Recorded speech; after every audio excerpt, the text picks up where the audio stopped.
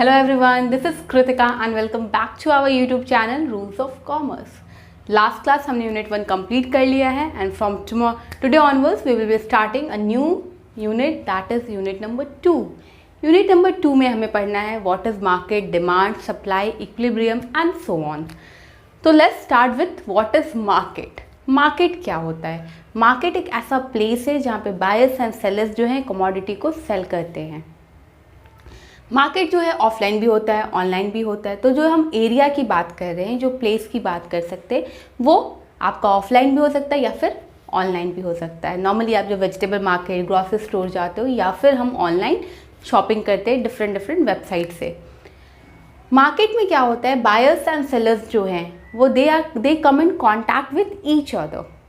जब भी हम ऑफलाइन मार्केट की बात करेंगे तो बायर्स एंड सेलर्स एक दूसरे के कॉन्टैक्ट में आते हैं अपने कमोडिटी को सेल करने के लिए. अब आप देखो, जब हम वेजिटेबल मार्केट जाते हैं तो क्या होता है, वो सामान बेच रहा है तो वो सेलर है और हम खरीद रहे हैं तो हम बायर हैं. We come in A contact, हम आपस में मिलते हैं और फिर हम सामान खरीदते हैं. बट जब हम ऑनलाइन मार्केट की बात करें तो क्या होता है, सेलर और बायर दोनों ही एक दूसरे के कॉन्टैक्ट में नहीं आते हैं. तो मार्केट एक ऐसा ही प्लेस है जहाँ पे हम कमोडिटी को खरीदते या फिर बेचते हैं. तो लेट्स सी कि डेफिनेशन क्या है. Market, a place where people go to buy or sell things. एक ऐसा प्लेस जहाँ पे लोग जाते हैं सामान को खरीदने या बेचने. It refers to the entire area in which buyers and sellers are in contact with each other. ये पूरे एरिया की बात करता है जहाँ पे बायर्स एंड सेलर्स जो हैं एक दूसरे के कॉन्टैक्ट में आते हैं. क्यों आते हैं? For the purchase and sale of the commodity. या तो सामान को बेच रहे होते हैं या फिर सामान को खरीद रहे होते हैं.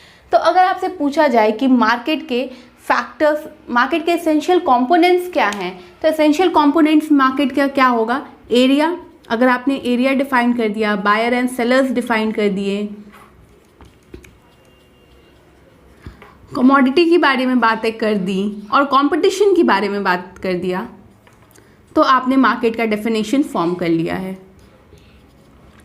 मार्केट जब भी होगा, जब डिफरेंट बायर्स एंड सेलर्स होंगे तो कंपटीशन भी होगा. अगर एक ही बायर है तो क्या होगा, एक ही सेलर है तो कंपटीशन ही नहीं होगा. अगर बेचने वाला सिर्फ और सिर्फ एक ही है, एक ही सेलर है, तो कंपटीशन उसे किसके साथ करना है? नहीं करना है. डिफरेंट सेलर्स हैं तो कंपटीशन भी है मार्केट में. और हेल्दी मार्केट वही होता है जहाँ पे large number of buyers and sellers होते हैं. तो मार्केट का डेफिनेशन में 4 एसेंशियल कंपोनेंट्स हैं. That is area. एरिया आपका वो पूरा रीजन, पूरा प्लेस, पूरा आपका वो कवर करता है. दैट कैन बी ऑफलाइन और the online. Buyers and sellers. Buyers and sellers कौन होते हैं? सेलर्स कौन होते हैं? जो सामान बेचता है. सेलर्स कौन होते हैं? जो सामान बेचता है. उसे ही हम प्रोड्यूसर भी बोलते हैं. वही हमारा सप्लायर भी है. मार्केट में सप्लायर भी तो वही है. बहुत सारे प्रोड्यूसर भी है जो डायरेक्टली मार्केट में सामान बेच रहे हैं. बायर्स कौन है? बायर्स है हमारा कंज्यूमर्स. बायर्स कौन है? कंज्यूमर्स. हम ही है ना जो सामान खरीदते हैं. हम, मेरा ही डिमांड होता है, बायर्स का ही डिमांड होता है एंड देन सप्लायर्स जो हैं उसे सप्लाई करती है प्रोडक्ट को. डिमांड और सप्लाई क्या है, ये हमारा नेक्स्ट टॉपिक है, हम पढ़ेंगे. आई होप आपको समझ आया हो कि मार्केट क्या होता है. मार्केट एक प्लेस है जहाँ पे buyers and sellers comes in a contact with each other to sell और purchase the commodity. And what are the factors determining market. अब मार्केट को कैसे रेगुलेट होता है? बहुत सारे फैक्टर्स हैं जिससे मार्केट रेगुलेट होता है, मार्केट आपका चलता है. तो नंबर 1 क्या हो सकता है? Numbers of the buyers and sellers. अब कितने सारे बायर्स हैं और कितने सारे सेलर्स हैं मार्केट में. अगर बहुत सारे बायर्स एंड सेलर्स हैं तो मार्केट बहुत बड़ा है. छोटा है मतलब बहुत कम ही बायर्स एंड सेलर्स हैं. और बायर्स एंड सेलर्स कितने होंगे वो जो है हमारा प्राइस भी डिटरमाइन करेगा. अगर मेरे पास बायर्स जो हैं और सेलर्स जो हैं वो बहुत ज़्यादा हैं तो हमारा क्या होगा, प्राइसेस हमेशा यूनिफॉर्म रहेगी. अगर बायर्स एंड सेलर्स जो हैं वो बहुत फ्यू हैं तो प्राइसेस जो है वो चेंज होती रहेगी. फॉर एग्ज़ाम्पल, अगर मार्केट में 100 सेलर्स हैं और किसी प्रोडक्ट ए को उन्होंने डिसाइड किया है कि हम 20 रुपीज़ में सेल करेंगे, 20 रुपीज़ में हम सेल करेंगे. अगर 2-4 सेलर्स ने ये बोला कि हम प्रोडक्ट को 30 रुपीज़ में सेल करेंगे, तो क्या कोई उसकी बातें सुनेगा? नहीं सुनेगा, क्योंकि मेजॉरिटी किसके साथ है? 20 रुपीज़ के साथ। तो जब भी मार्केट में बायर्स एंड सेलर्स ज़्यादा होता है तो प्राइसेस आपकी यूनिफॉर्म होती है। प्राइसेस क्या होती है? यूनिफॉर्म होती है। अगर बायर्स एंड सेलर्स कम हैं तो प्राइसेस चेंज हो सकता है, अपनी मनमानी चलती है। अभी क्या है, आप सामान खरीदने जाओ और 2 ही बेचने वाले हो, 2 ही सेलर्स हो, या इनफैक्ट 1 ही सेलर्स हो, और आपको बहुत अर्जेंटली वो सामान चाहिए, तो वो अगर 100 रुपये का 200 भी बोलेगा तो आप लेके आ जाते हो। लेकिन मार्केट जाते हो और बहुत सारे, आप वेजिटेबल मार्केट एक बहुत अच्छा एग्जाम्पल है। आप वेजिटेबल मार्केट जाते हो, बहुत सारे वेंडर्स जो हैं, सेलर्स जो हैं, उनके पास पोटैटोज, टोमेटोज हैं। किसी का प्राइस 10 है, किसी का 20 है, किसी का 15 है, किसी का 8 है। तो आप क्या करते हो? आप उसी के पास जाते हो जो प्राइसेस कम में दे रहा है, क्योंकि आपके पास बहुत सारे बायर्स एंड सेलर्स हैं, तो आप घूम घूम के पता कर सकते हो कि किसका प्राइसेस कितना है। अगर एक ही इंसान है, एक ही सामान बेच रहा है, खरीदने वाले 100 भी होंगे, तो वो जो प्राइसेस कोट करेगा आप उसी पे जाके वो सामान खरीद के लाओगे, क्योंकि उसमें उसकी मनमानी हो जाती है। नेक्स्ट है हमारा नेचर ऑफ द प्रोडक्ट। अब प्रोडक्ट कैसा है? प्रोडक्ट आपका कैसा है? होमोजीनियस है या हेट्रोजीनियस है, डिफरेंशिएटेड नेचर का है या सब्स्टिट्यूट है, कॉम्प्लीमेंट्री गुड्स है, ये सब हम डिफरेंट कैटेगरी ऑफ गुड्स है जो हम पढ़ेंगे। नेचर ऑफ द प्रोडक्ट, अगर होमोजीनियस है, आप मानो 50 सेलर्स है और थोड़ा कम एग्जाम्पल लेते हैं, 5 सेलर्स ही हैं और सब के सब एक ही सामान अगर सेल कर रहे हैं, same quality, same product, same size, same colour, आप जो भी है सब कुछ एग्जैक्टली सेम, तो क्या होगा? प्राइसेस एकदम यूनिफॉर्म रहेंगी ना। प्राइसेस क्या होंगी? यूनिफॉर्म होंगी, क्योंकि प्रोडक्ट ए जो है वो होमोजेनस नेचर का है, तो प्राइसेस सेम होगा। अगर आप सेलर बी से खरीदो, सेलर सी से खरीदो या डी से खरीदो, आप किसी से भी खरीदो, होमोजेनियस प्रोडक्ट का क्या होगा? प्राइसेस यूनिफॉर्म होंगे। इसके प्राइसेस जो हैं वो यूनिफॉर्म होती है।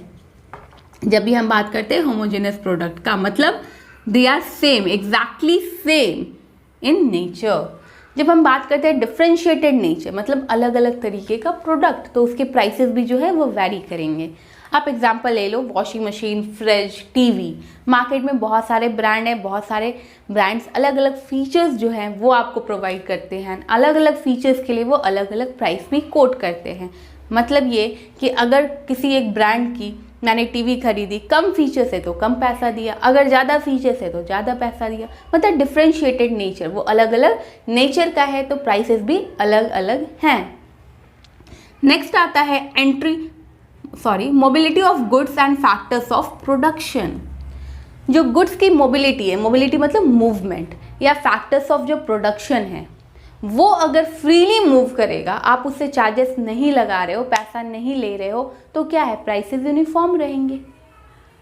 अगर मेरे को एक स्टेट से दूसरे स्टेट प्रोडक्ट मैंने ट्रांसफ़र किया, प्रोडक्ट्स को भेजा है और मुझे उस पर ही चार्ज लग गया 100 रुपीज़, कुछ एक्स्ट्रा चार्जेस पे किया है मैंने, तो अल्टीमेटली वो प्रोडक्ट क्या होगा? मार्केट में महंगा हो जाएगा, क्योंकि कोई भी प्रोड्यूसर अपने घर से तो वो पैसा लगाएगा नहीं।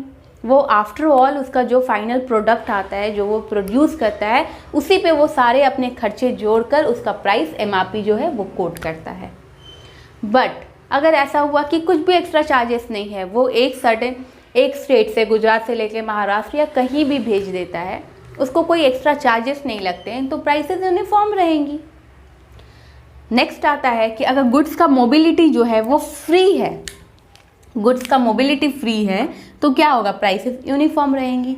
अगर गुड्स का मोबिलिटी फ्री नहीं है, अगर आपको गुड्स पे या सर्विसेज पे एक जगह से दूसरी जगह भेज रहे हो, बहुत सारा ड्यूटी, चार्जेस, टैक्सेस, बहुत कुछ है, तो क्या होगा? प्राइसेस डिफरेंट होते चले जाएंगे, क्योंकि कोई भी सेलर जो है अपने घर से पैसा नहीं लगाएगा। आफ्टर ऑल वो सारे खर्चे को जोड़ के अपना MRP कोट कर लेता है। बहुत सारी चीज़ें आपने देखा होगा।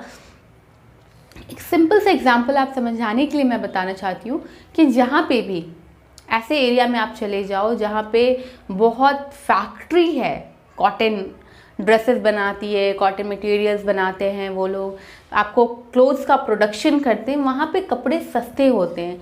बट वही कपड़ा अगर आके किसी और स्टेट में वो सेल किया जाता है तो वो महंगा हो जाता है। क्यों? क्योंकि वहाँ पे ही वो प्रोड्यूस हो रहा था, तो वहाँ पे उसको कुछ भी चार्जेस नहीं लगे, तो मार्केट में वो सस्ता था। बट आप जब कहीं और ले जाके उसे सेल करते हो तो वो महंगा हो जाता है। उलेन कपड़े भी, उलेन क्लोथ्स के साथ भी आपने देखा होगा, जहाँ पे बहुत ठंडी बढ़ती है वहाँ पे उलेन क्लोथ्स का प्रोडक्शन भी होता है और वहाँ पे वो चीप प्राइसेस में मिल भी जाता है। तो ये होता है mobility of goods and factors of production. Next आता है entry and exit of the firm. अब फर्म जो है अगर आसानी से मार्केट में एंट्री एंड एग्जिट कर रहा है तो भी आपके प्राइसेस बहुत ही यूनिफॉर्म रहते हैं। अगर एंट्री एंड एग्जिट पर रिस्ट्रिक्शंस है तो प्राइसेस आपके डिफर करेंगे।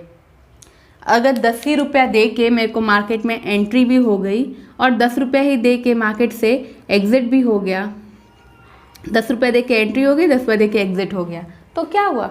प्राइसेस तो सेम है। लेकिन इसीलिए नेक्स्ट अगर कंडीशन ले लें, 10 रुपये दे के मैंने एंट्री की थी और 20 दे के मुझे एग्जिट करना हुआ, मतलब कॉम्पिटिशन्स बहुत है, कॉम्पिटिशन का डर है, तो क्या होगा? प्राइसेस चेंज होंगे। इस केसेस में प्राइसेस हमेशा यूनिफॉर्म रहेंगे और यहाँ पे प्राइसेस जो हैं वो डिफर करेंगे। आप जब भी फैक्टर्स डिटरमाइनिंग मार्केट को आप पढ़ रहे होगे तो ये सारे पॉइंट्स में आपको बताना है, आपको यही एक्सप्लेन करना है प्राइसेस को लेके कि आपके प्राइसेस यूनिफॉर्म रहेंगे या फिर नहीं रहेंगे। नेक्स्ट है हमारा नॉलेज ऑफ मार्केट कंडीशन। अब मार्केट कंडीशन का अगर आपको नॉलेज है तो आप क्या होता है, आपसे वो जो सेलर है वो आपसे ज़्यादा प्राइस नहीं ले सकता है। नॉर्मली अब तो फिक्स रेट का है, जब बार्गेन होता था तब क्या होता था, अगर मुझे वो प्राइस नहीं पता है, प्रोडक्ट ए का प्राइस मुझे पता नहीं कि मार्केट में क्या है, तो मैं गई, मुझे कोई आइडिया नहीं है, दुकान वाले ने मुझे बोला कि ये वो 2000 का है तो मैं 2000 में लेके आ गई। बट अगर कोई इंसान जाता है और उसे पता है कि इस प्रोडक्ट का प्राइस जो है 500 ही है, तो वो 500 ही बार्गेन करके मैनेज करके लेके आएगा। या फिर शॉपकीपर को समझ आ गया, दुकान वाले ने ही, खरीदने वाले ने ही बोल दिया कि आप तो महंगा दे रहे हो, बगल वाली शॉप पे सस्ता मिल रहा है, तो उसे पता चल गया कि अच्छा इसे तो मार्केट कंडीशन, मार्केट का प्राइस पता है कि कौन सा सामान कितने में बिकता है, तो मैं इसको चीट नहीं कर सकता हूँ, मैं इससे ज़्यादा प्राइस कोट नहीं कर सकता हूँ, तो मुझे एग्जैक्ट प्राइस पे उसे बेचना होगा। क्योंकि कोई भी शॉपकीपर जो है अपने कस्टमर्स को सोचता है कि वो सामान खरीद के ही जाए, क्योंकि अल्टीमेटली उसी का फ़ायदा हो रहा है। नेक्स्ट आता है फॉर्म्स ऑफ मार्केट। अब ये जो है ना, ये सारे फैक्टर डिटरमाइनिंग मार्केट, इसे आप मार्केट स्ट्रक्चर्स में भी बता सकते हो। मार्केट स्ट्रक्चर में भी आप ये सारे पॉइंट्स को डिफाइन कर सकते हो। नेक्स्ट आता है हमारा मार्केट का टाइप ऑफ मार्केट। तो मार्केट का 2 तरीके का होता है, perfect competition and imperfect competition. Perfect and imperfect market हमारा 2 टाइप्स का है, that is perfect and imperfect competition. Perfect competition and imperfect competition में हमारा ये तीनों पॉइंट है, मोनोपोली, मोनोपोलिस्टिक एंड ऑलिगोपोलिस्टिक। ये हमारा इम्परफेक्ट कंपटीशन के अंदर हमें डिफाइन करना होगा कि मोनोपोली मार्केट कैसा होगा, मोनोपोलिस्टिक मार्केट कैसा होगा, ऑलिगोपोलिस्टिक मार्केट कैसा होगा।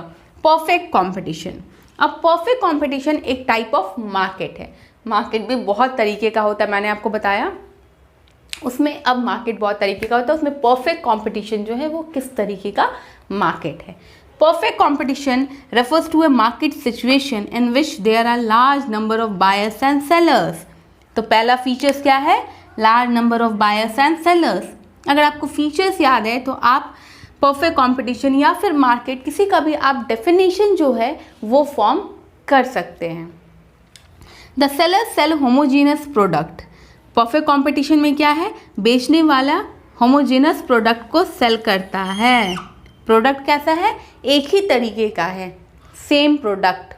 बहुत सारे बायर्स एंड सेलर्स हैं लेकिन सारे बेचने वाले एक तरीके का ही सामान बेचते हैं।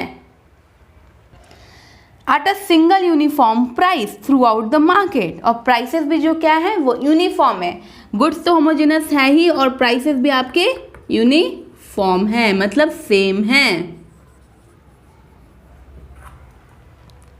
Seller is a price taker because it has to accept the price determined by the demand and supply of the goods in the market. जो seller है, जो seller मतलब जो सामान बेच रहा है, उसे हम बोल रहे हैं कि वो प्राइस टेकर है. क्यों? क्योंकि उसे एक्सेप्ट करना है price determined by the demand and supply of the goods in the market. जो भी प्राइसेस डिटरमाइन होती है कमोडिटी की मार्केट में, वो कौन से फैक्टर से अफेक्टेड होती है? आपके डिमांड एंड सप्लाई से. जब भी आपका डिमांड हाई होता है तो आपका अगर डिमांड हाई है तो क्या करेंगे, हमें सप्लाई भी बढ़ाना पड़ता है. और अगर हमारा डिमांड कम है तो हम सप्लाई भी कम कर देते हैं. जब भी प्रोडक्ट का डिमांड ज़्यादा होता है तो प्राइसेस उसकी कम होती है, और डिमांड अगर कम होता है तो प्राइसेस उसकी ज़्यादा होती है. नेक्स्ट पॉइंट है, it cannot change the price by individual action. कोई एक इंसान चाहे तो वो प्राइसेस नहीं बदल सकता, क्योंकि यहाँ पे large number of buyers and sellers से, खरीदने वाले और बेचने वाले बहुत सारे हैं, लेकिन सारे के सारे एक ही प्रोडक्ट बेचते हैं. अगर एक इंसान चाहे कि हम प्राइसेस जो हैं डिफरेंट कर ले सबके सब, अगर यहाँ पे 10 बायर्स हैं, 10 अगर सेलर्स हैं, सबके सब 100 में बेच रहे हैं, और अगर किसी एक ने चाहा कि मैं 200 में बेचूं, तो क्या वो प्रोडक्ट बिकेगा? नहीं बिकेगा. वो चाहकर भी ऐसा नहीं कर सकता है, क्योंकि बहुत सारे बायर्स एंड सेलर्स हैं ना, बहुत सारे सेलर्स हैं, और सबके पास जब एक ही सामान है तो कोई भी इंसान महंगा में क्यों खरीदेगा. इसीलिए प्राइसेस हमेशा यूनिफॉर्म होते हैं. जब हम बात करते हैं परफेक्ट कंपटीशन की, परफेक्ट कंपटीशन हमारा टाइप ऑफ मार्केट है. टाइप ऑफ मार्केट में 2 पार्ट है, that is perfect competition and imperfect competition. Imperfect competition में भी आपका सब क्लासिफिकेशन है 3 parts, that is monopoly, monopolistic and oligopolistic. I hope आपको समझ आ रहा होगा. नहीं समझ आ रहा तो प्लीज़ आप मुझसे कमेंट सेक्शन में पूछ लो, या फिर इंस्टाग्राम पे आप डायरेक्टली डीएम कर. नेक्स्ट टाइप ऑफ मार्केट है हमारा मोनोपोली मार्केट. मोनोपोली मतलब एक ही इंसान है जो सब कुछ रेगुलेट कर रहा होगा. Monopoly it refers to a market situation. ये एक ऐसी मार्केट सिचुएशन है जहाँ पे there is a single seller. Seller कौन है? एक ही सेलर है, बेचने वाला इंसान एक ही है. And there are no close substitute of the commodity sold by the monopolist. Monopoly को जो ऑपरेट करता है उसे हम लोग मोनोपोलिस्ट बोलते हैं, एंड मोनोपोलिस्टिक, ये दोनों डिफरेंट है. अगर मोनोपोलिस्ट का बात किया जाए तो आप मोनोपोली लिखेंगे, एंड मोनोपोलिस्टिक जो है वो एक अलग मार्केट सिचुएशन है जो लेटर ऑन हम डिस्कस करेंगे. अब ये जो सिंगल सेलर है वो ऐसे प्रोडक्ट बेचता है जिसका कोई क्लोज सब्स्टिट्यूट नहीं है. अब आप सोच रहे होंगे कि सब्स्टिट्यूट गुड्स होते क्या हैं. सब्स्टिट्यूट गुड्स मतलब ये नहीं है तो आप इसके बदले काम चलाए. अगर प्रोडक्ट ए नहीं है तो आपका बी से भी काम चल जाता है. For example T and coffee. अगर आपको चाय पीने की मन है, अगर चाय नहीं है तो आप कॉफ़ी पी लो. अगर आपको कोई सॉफ्ट ड्रिंक पीने का मन है, आप अगर स्प्राइट नहीं पी पा रहे हो तो आप मिरिंडा पी लो. दोनों क्लोज सब्स्टिट्यूट है. Complementary goods. Next type of goods है कॉम्प्लीमेंट्री गुड्स. कॉम्प्लीमेंट्री गुड्स ऐसे गुड्स हैं जिनका एक के बिना काम नहीं चलता. आपस में दोनों को अगर आप साथ में रखोगे तो उनका वैल्यू इंक्रीज हो जाता है. फॉर एग्जांपल आप पेट्रोल, कार या फिर mobile phone and SIM card है, मोबाइल फ़ोन नहीं है तो क्या सिम कार्ड का उतना यूटिलिटी है? नहीं है. दोनों साथ में रहेंगे तो आपको यूजेस ज़्यादा हैं. मोनोपोली ऐसे मार्केट सिचुएशन है जहाँ पे बेचने वाला सिर्फ एक है और गुड्स जो वहाँ पे सेल कर रहे हैं उसके क्लोज सब्स्टिट्यूट अवेलेबल नहीं है. The firm is a price maker. जो फर्म है वही उसका प्राइस मेकर है, क्योंकि एक सिंगल सेलर है, उसको जो मर्जी आए, जितना मर्जी आए उतना वो प्राइस कोट कर सकता है. Because it can fix the price of the product. It has free control over the supply of the product. यहाँ पे सप्लाई पे भी उसका खुद का कंट्रोल है. डिमांड ज़्यादा है तो वो ज़्यादा सप्लाई कर दे, डिमांड कम है तो वो कम कर दे, या हो सकता है कि डिमांड बहुत है फिर भी वो सप्लाई कम करके बहुत सारे डिफरेंट प्राइस जो है वो कोट कर ले डिफरेंट लोगों के लिए, क्योंकि वहाँ पे एक सिंगल सेलर है, उसकी मोनोपोली है, उसका मन, उसका मर्जी, वो कुछ भी कर सकता है. वो हो सकता है एक ही प्रोडक्ट को 3-4 डिफरेंट प्राइसेस पे कोट कर दिया, या वो ये भी कर सकता है कि डिमांड बहुत है तो सप्लाई भी बहुत कर दिया, डिमांड कम है तो सप्लाई भी कम कर दिया है. कोई क्लोज सब्स्टिट्यूट है नहीं. आपको अगर प्रोडक्ट ए चाहिए तो फिर चाहिए ही ना, कोई है ही नहीं, उसका सब्स्टिट्यूट कुछ है ही नहीं मार्केट में, तो आप क्या करोगे? जितने पे वो मिलेगा आपको खरीदना ही है. तो ये एग्जाम्पल है आपका मोनोपोली। मोनोपोली में क्या होता है कि कंपटीशन होता ही नहीं है, कंपटीशन जो है वो होता ही नहीं, क्योंकि एक सिंगल सेलर है। It has free control over the supply of the product. Product के सप्लाई पे भी सेलर का अपना कंट्रोल होता है। हमारे कंट्री में एक बेस्ट एग्जांपल है रेलवे। रेलवे का अपना एक मोनोपोली है। ट्रेन सर्विसेज आपको इंडियन गवर्नमेंट रेलवे ही प्रोवाइड करती है। अगर आपको ट्रेन से जाना है तो बस ट्रेन से ही जाना है, कोई ऑप्शन नहीं है। नेक्स्ट ऑल्टरनेटिव आपके पास, नेक्स्ट सब्स्टिट्यूट आपके पास कुछ है ही नहीं, और सारा कंट्रोल आपका गवर्नमेंट का है।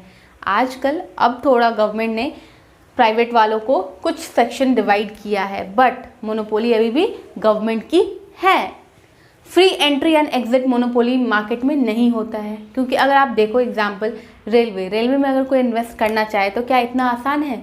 अगर गवर्नमेंट जो है एक सर्टेन पोर्शन जो है रेलवे का वो अगर लीज पे, कॉन्ट्रैक्ट पे प्राइवेट वालों को अगर बेचती भी है तो उसके भी बहुत सारे फॉर्मेट्स है, बहुत सारे रूल्स है, रेगुलेशंस है, पेटेंट है, कॉपीराइट है, बहुत कुछ है। इतना आसानी से आप फ्री एंट्री एंड एग्जिट नहीं कर सकते हो। तो मोनोपोली मार्केट का फीचर्स है सिंगल सेलर, बेचने वाला सिर्फ एक है, no close substitute of the commodity, commodity का कोई क्लोज सब्स्टिट्यूट नहीं है, कंपटीशन बिल्कुल नहीं है मोनोपोली मार्केट में, and no freedom of entry of new firm.